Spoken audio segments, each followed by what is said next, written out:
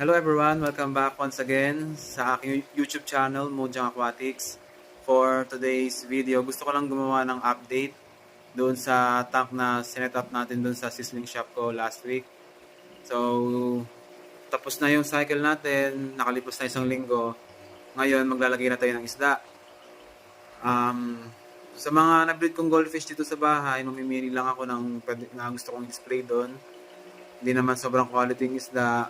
Yung kahit pa paano maganda naman i-display dun sa shop ko. So ayun, tara, samahan nyo.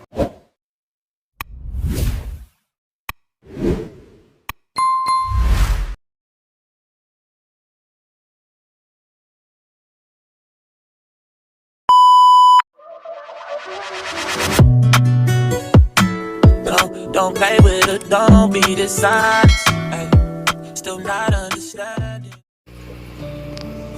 So ito guys, ito yung mga goldfish ko sa likod, mga na-breed ko. Mamimili lang tayo ng goldfish dito na ilalagay natin dun sa 20 gallon aquarium na sinet up natin sa sizzling shop. Mamimili tayo dyan kung ano yung ilalagay natin.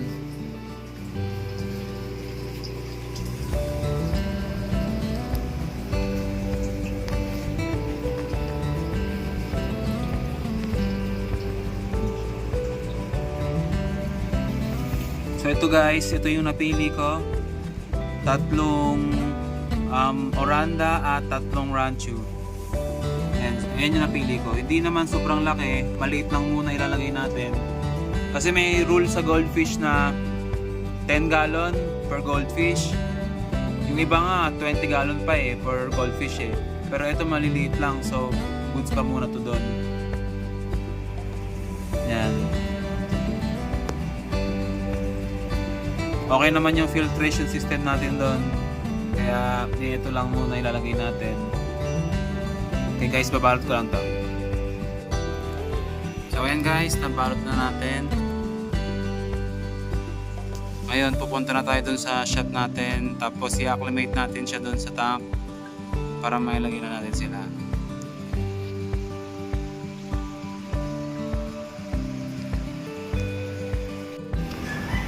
So ayan guys, we're back here sa sislingan ko. Ito na yung 20 gallon aquarium tank na na-set up natin last week. So fully cycled na siya. Next step natin gagawin before we add the goldfish sa tank, kailangan natin silang i-acclimate dun sa tank. Important yung pag-acclimate kasi kapag nilagay natin dyan yung goldfish, baka mabigla sila. Magdudulot yun ng pwedeng mamatay yung isda natin, ma-water shock sila. So ayan, pag-acclimate ng bagong fish sa new setup na tank, yung bag nila ilalagay lang natin sa ibabaw ganito for 15 minutes lang. Yan, lulutangin lang natin. Kaya ginagawa to para yung temperature dun sa bag tsaka dun sa aquarium maging magkamukha. So 15 minutes lang. So after guys ng 15 minutes na nakalutang sila, kailangan lang natin buksan yung bag. I-roll down lang natin yung plastic. Ayan, para magkaroon lang, para bumuka lang siya. Ayan, palulutangin pa rin siya. The next step na gagawin natin, hindi natin maglagay ng tubig from aquarium dito sa fish bag na to. So maglalagay tayo ng tubig sa tank every 5 minutes. Yun naman para makapag-adjust sila dahan-dahan dun sa water parameters ng aquarium tank. And also pala guys, kapag nag-acclimate tayo ng goldfish dun sa aquarium, need natin patayin yung ilaw. Huwag natin bubuksan para hindi sila ma-stress. So ayan, nakalipas na yung 15 minutes pag-acclimate. Maglalagay na tayo ng tubig dahan-dahan. Maglalagay lang ako ng 1/4 cup ng tubig galing sa aquarium dun sa bag. Yan guys, dahan-dahan lang. Para makapag-adjust sila dahan-dahan sa water parameters ng tubig. So after 5 minutes, maglalagay ulit tayo ng tubig. Yan, ito na yung second lagay ng tubig.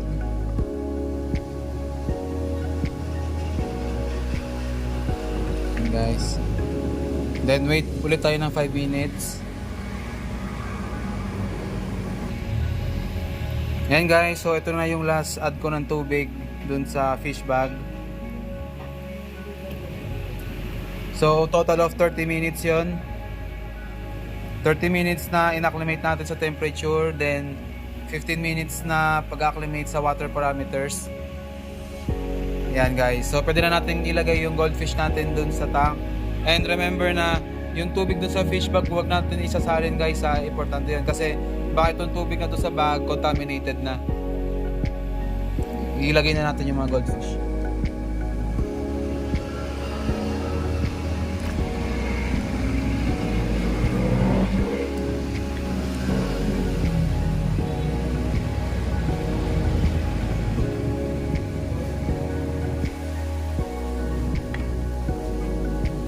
Yan.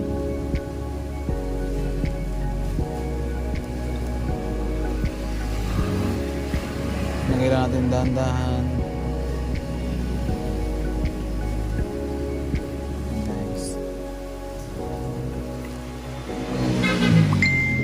Yun pa ba to? Dalawa na lang ata.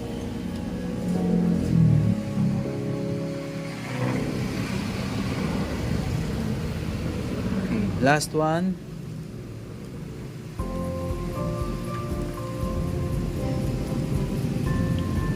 Yan. Itong tubig na to, tapon na natin to.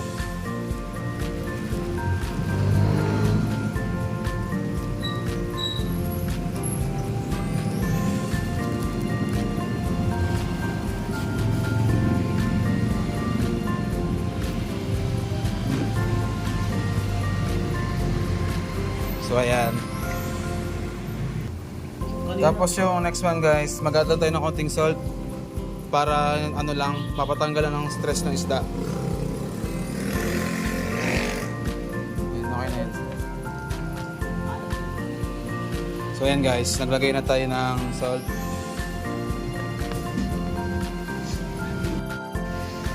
Ayan guys, nasa attack na sila. Ayan.